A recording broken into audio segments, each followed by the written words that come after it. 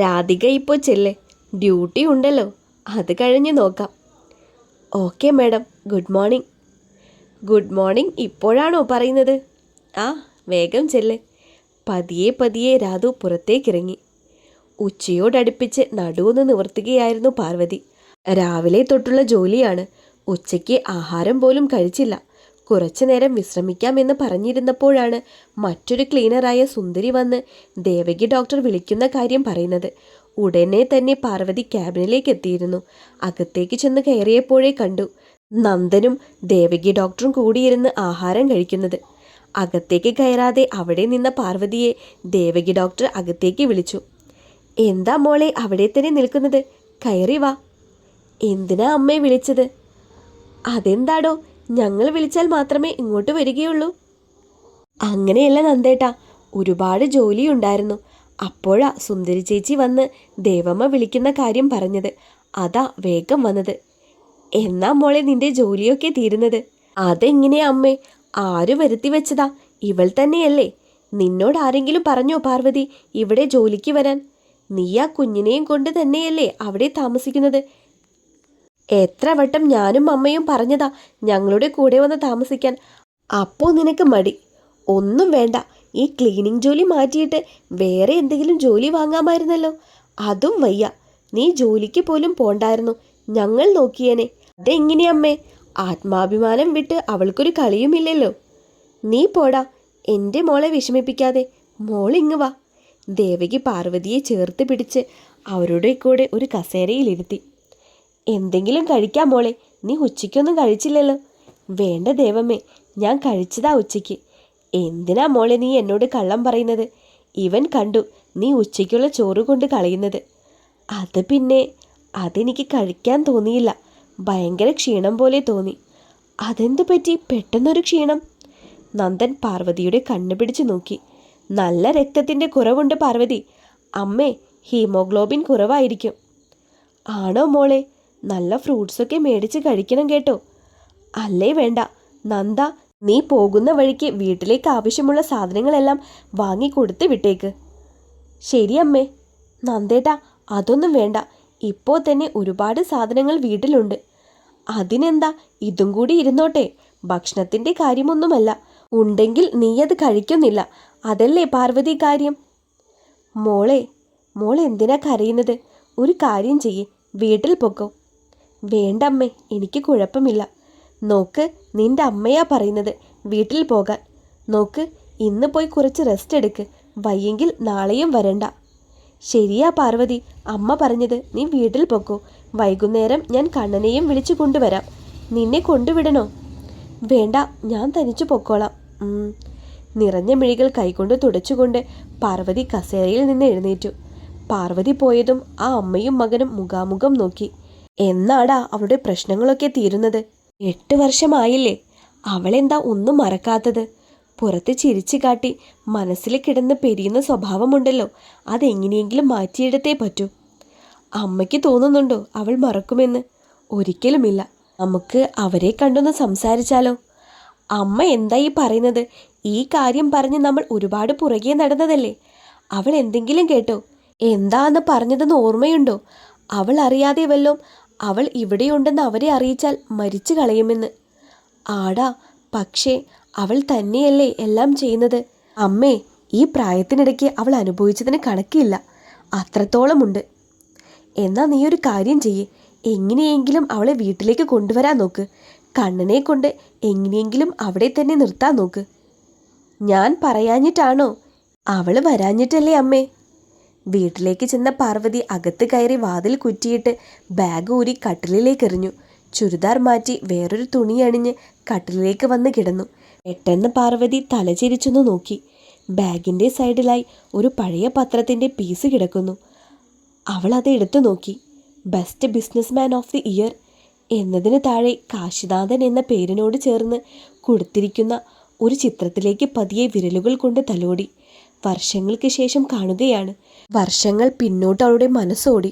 ഓരോ നിമിഷങ്ങളും തൻ്റെ മനസ്സിൽ കൂടെ മിന്നൽ വേഗത്തിൽ പാഞ്ഞു. പതിയെ ആ ഒരു രാത്രിയിലേക്ക് അവളുടെ മനസ്സ് സഞ്ചരിച്ചു. 8 വർഷങ്ങൾക്ക് മുൻപ് താമരത്തണ്ട് പോലെ തറയിലേക്ക് വീണു. പക്ഷേ വീഴുന്നതിന് മുൻപ് ആ 2 കരങ്ങൾ അവളെ ചേർത്ത് പിടിച്ചിരുന്നു. കണ്ണു തുറക്കുമ്പോൾ അവൾ ട്രെയിനിൽ തന്നെയാണ്. ചുറ്റും നോക്കിയപ്പോൾ ആ ബോഗിയിൽ അങ്ങിങ്ങായേ ആളുകളുള്ളൂ. താൻ കിടക്കുന്ന സീറ്റിന് നേരെ ഒരാൾ ഇരിപ്പുണ്ട്. പെട്ടെന്ന് പാർവതി സീറ്റിൽ നിന്നും ചാടി എഴുന്നേറ്റു. തൻ്റെ മുന്നിലിരിക്കുന്ന ആളെ കണ്ട് അവൾ അത്ഭുതപ്പെട്ടു. നന്ദേട്ടാ, നിങ്ങളോ? ചാടിച്ചാകാൻ പോവുക? എനിക്ക് ജീവൻ കളയാൻ പോകുന്നതിന് മുൻപ് വയറ്റിൽ കിടക്കുന്ന ജീവന്റെ കാര്യം നിനക്ക് ഓർത്തുകൂടായിരുന്നോ? പാർവതി പതിയെ തൻ്റെ വയറ്റിലേക്ക് കൈകൾ ചേർത്ത് വെച്ചു. കണ്ണുകൾ അടച്ചപ്പോൾ അവളൊരു കുഞ്ഞിൻ്റെ കരച്ചിൽ മനസ്സിൽ മുഴുകി. ഞാനെങ്ങനെ അറിഞ്ഞു എന്നായിരിക്കും. ഞാനൊരു ഡോക്ടറാണ്. നിങ്ങളുടെ ഗവൺമെൻറ് ഹോസ്പിറ്റലിലെ അവിടെയായിരുന്നു വർക്ക് ചെയ്യുന്നത്. അതെങ്ങനെ എന്നെക്കുറിച്ച് അറിയാൻ വഴിയില്ലല്ലോ. എപ്പോഴൊക്കെ അടുത്ത് വരുമ്പോഴും താൻ എന്നെ കടിച്ചു കീറാൻ നോക്കുകയായിരുന്നില്ലേ? പേടിക്കേണ്ട പാർവതി, എന്താ കാര്യം? പൊട്ടിക്കരച്ചിലായിരുന്നു അവൾ അവനായി മറുപടിയായി നൽകിയത്. ആ കരച്ചിലിനോടൊപ്പം തന്നെ ജീവിതത്തിൽ നടന്ന എല്ലാ കാര്യങ്ങളും അവൾ അവനോട് പറഞ്ഞു. പോട്ടെ, വിധിയാടോ എല്ലാം. താൻ എൻ്റെ കൂടെ വരുന്നോ? പേടിക്കണ്ട, എൻ്റെ വീട്ടിൽ ഒരു അമ്മയേ ഉള്ളൂ. ഈ അവസ്ഥയിൽ താൻ ഇവിടെ നിന്ന് മാറി നിൽക്കണം. അത് തന്നെയാ നല്ലത്. ഇവിടെ ഒറ്റയ്ക്കാക്കി പോവാൻ എനിക്ക് മനസ്സ് വരുന്നില്ല. നേരത്തെ കാണിച്ചതുപോലെ എന്തെങ്കിലും കാണിച്ചാലോ? അപ്പോൾ എങ്ങനെ, എൻ്റെ കൂടെ വരുമല്ലേ?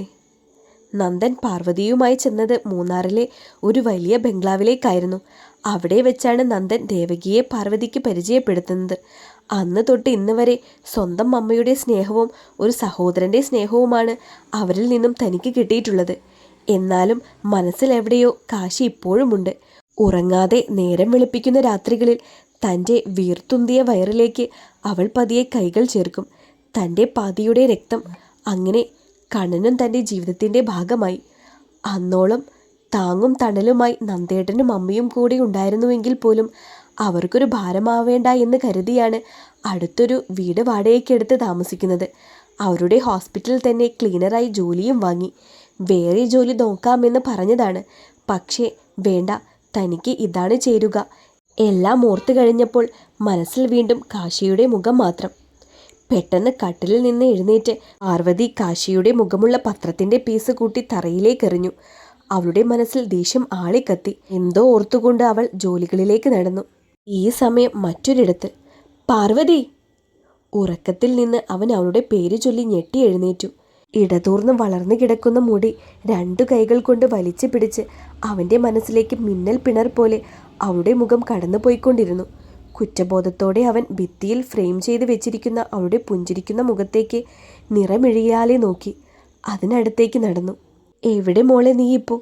ഒരു കുഞ്ഞ് തെറ്റ് ചെയ്തതിൻ്റെ പേരിൽ എന്നെ വിട്ടു പോകേണ്ട കാര്യമുണ്ടായിരുന്നോ? വേഗം വാ എൻ്റെ അടുത്തേക്ക്. എനിക്ക് നിൻ്റെ അടുത്തേക്ക് വരാനല്ലേ പ്രയാസമുള്ളൂ. നിനക്കെന്നെ കണ്ടുപിടിക്കാൻ പ്രയാസമൊന്നുമില്ലല്ലോ. വേഗം വാ. ഓട്ടോയിലേക്ക് നോക്കി കയ്യിലുണ്ടായിരുന്ന കുപ്പി വായിലേക്ക് കമിഴ്ത്തി ഒരു നിമിഷം ആലോചിച്ച ശേഷം അവൻ ആ കുപ്പി തറയിലേക്ക് വലിച്ചെറിഞ്ഞു. കഷ്ണം കഷ്ണമായി അത് പൊട്ടിത്തെറിച്ചു. ഒരു ഭ്രാന്തനെ പോലെ അവൻ അലറി. മഞ്ഞിൻ കടങ്ങൾ വീണു മൂടിയ സായാഹ്നത്തിൽ വീടിൻ്റെ പടിമേൽ ഇരിക്കുകയായിരുന്നു അവൾ. ഇടയ്ക്കിടയ്ക്ക് തേയിലത്തോട്ടങ്ങൾ താണ്ടി റോഡിലേക്ക് നോക്കുന്നുണ്ട്. കയ്യിലുണ്ടായിരുന്ന കീപാഡ് ഫോണിൽ കോൾ ബട്ടണിൽ ഇടയ്ക്കിടെ ഒരു നമ്പറിലേക്ക് തന്നെ അവൾ വിളിച്ചുകൊണ്ടിരുന്നു. പക്ഷേ സ്വിച്ച് ഓഫ് എന്ന മറുപടിയോടെ കോൾ ഡിസ്കണക്റ്റായി മാറിക്കൊണ്ടിരുന്നു. വേവലാതിയോടെ അവൾ പടിക്കെട്ടിൽ നിന്ന് എഴുന്നേറ്റ് മുറ്റത്തേക്കിറങ്ങി. തേയിലത്തോട്ടത്തിൻ്റെ ഇടയിൽ കൂടെ നടന്ന് റോഡിലേക്കിറങ്ങിയതും ഒരു കാറ് വന്ന് അവളുടെ മുന്നിൽ നിന്നതും ഒരേ സമയമായിരുന്നു. വണ്ടി ഒതുക്കി അതിൽ നിന്നും ഡ്രൈവിംഗ് സീറ്റിൽ നിന്നും നന്ദനും കോ ഡ്രൈവർ സീറ്റിൽ നിന്നും കണ്ണനും ഇറങ്ങി. പക്ഷേ പാർവതി പ്രതീക്ഷിക്കാതെ ഒരാൾ കൂടി കാറിലുണ്ടായിരുന്നു. അമ്മേ! കണ്ണൻ ഓടി വന്ന് പാർവതിയെ കെട്ടിപ്പിടിച്ചു. ഇവളെ എവിടുന്ന് കിട്ടി? ദച്ചൻ്റെ കൂടെ എന്നെ കൂട്ടാൻ ആൻറ്റിയും വന്നിരുന്നു പാറുമ്മ. എന്താ പാർവതി നീ എന്നെ അങ്ങനെ നോക്കുന്നത്? ഞാനൊന്നും ഇവളെ വിളിച്ചിട്ടില്ല. എൻ്റെ കൂടെ കയറി വന്നതാ. മനുഷ്യനായാൽ കുറച്ച് നാണം വേണം. എത്ര വഴക്ക് പറഞ്ഞാലും ഇതിനതില്ല. ഓ, ഞാൻ സഹിച്ചു. വേറെ ആരുമല്ലല്ലോ, നന്ദേട്ടനല്ലേ? ദേ രാധികെ, എന്നെക്കൊണ്ടൊന്നും പറയിപ്പിക്കരുത്. ഞാനെന്ത് ചെയ്തു?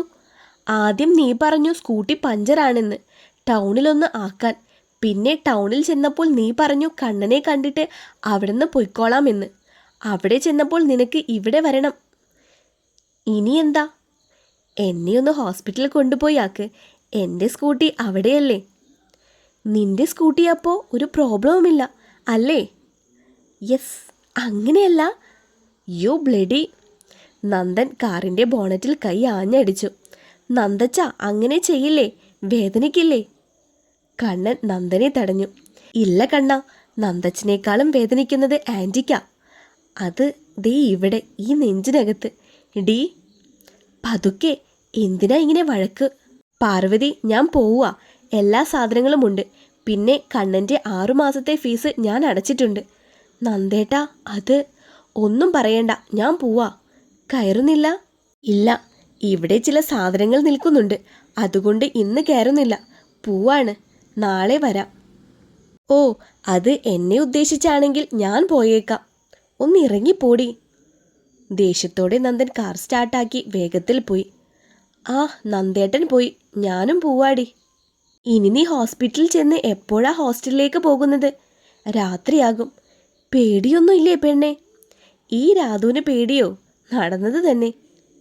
പോണ്ടടി, സമയം ഇത്രയായില്ലേ. ഇവിടെ നിൽക്ക്, രാവിലെ നമുക്ക് ഒരുമിച്ച് പോകാം. പോണ്ട പോണ്ട ആൻറ്റി, പ്ലീസ്. കണ്ണൻ പറഞ്ഞ സ്ഥിതിക്ക് ഇനി കണ്ണൻ്റെ രാധു ആൻറ്റി പോണില്ല. എന്നാ നീ വാ, യൂണിഫോം കഴുകിയിടാം. കഴുകിയിട്ടാൽ പക്ഷേ ഉണങ്ങത്തില്ല. എൻ്റെ കയ്യിൽ വൈറ്റ് കോട്ടുണ്ട്, നാളെ ഡ്യൂട്ടിക്ക് അതിട്ടാൽ മതി. പാർവതിയും രാധുവും വീടിനകത്തേക്ക് നടന്നു. വീടിന് മുന്നിലേക്ക് എത്തിയപ്പോഴേ കണ്ടു ഒരു പേപ്പർ പീസും പിടിച്ചു നിൽക്കുന്ന കണ്ണനെ. ഇതാരാ അമ്മേ? ഏത്? അപ്പോഴാണ് പാർവതി കുറച്ചു മുൻപ് ചുരുട്ടി എറിഞ്ഞ പേപ്പറാണെന്ന് അവൾ ഓർത്തത്. ഇത് നിനക്ക് എവിടുന്ന് കിട്ടി? അതവിടെ ചുരുട്ടിക്കൂട്ടി കിടന്നതാണ്. ചുരുട്ടിയോ? അതൊന്നുമില്ല. നോക്ക്, എന്ത് സുന്ദരനാ കാണാൻ. സുന്ദരനാ? ഞാനും നോക്കട്ടെ. രാധു കണ്ണൻ്റെ കയ്യിൽ നിന്ന് പേപ്പർ പിടിച്ചു വാങ്ങി. ഡി, ഇത്? അത് പിന്നെ എനിക്ക്